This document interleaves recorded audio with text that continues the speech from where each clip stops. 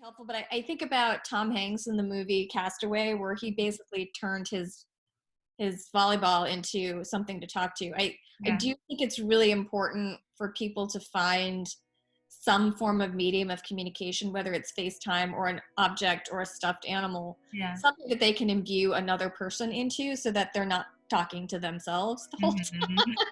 Mhm. So because my bodega is still open, and I don't know if you can see this, but I have been buying flowers. Oh, love that. So part of my own ritual, which has always been my ritual, is I actually have a scented candle that I'm burning right now, and I have flowers.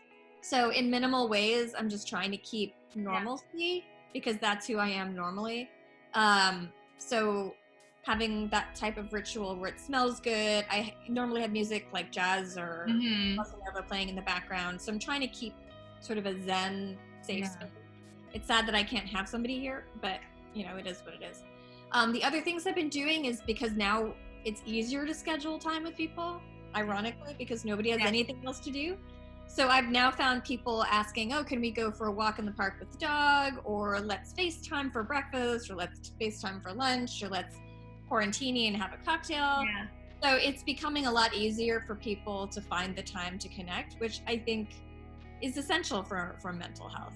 Like, do you think that if anywhere can kind of land back on their feet again, do you think New York is the one place that can come back or find a way to be resilient in this? Because I think something like the coronavirus kind of speaks to the standard New Yorker's persona. Just like, whatever you go through, no matter how you go through it, you're able to land back on your feet.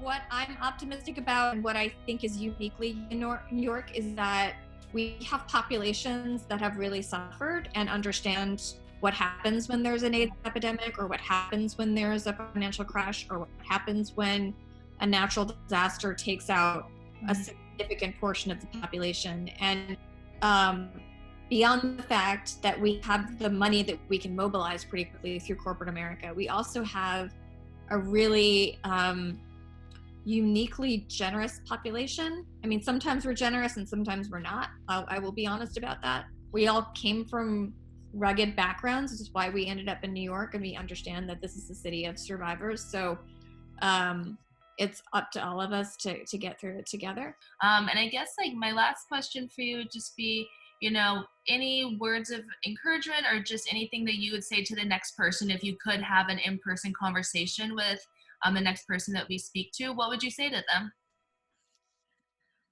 Ooh.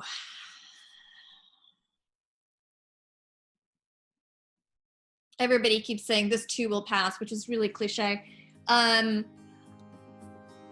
would say to them, learn from the experience, because every step of my life has sort of prepared me for this, and I will take new knowledge from this, and I'll be a smarter, wiser, more conscientious person after this is done, or when it's ultimately done. But it's a step.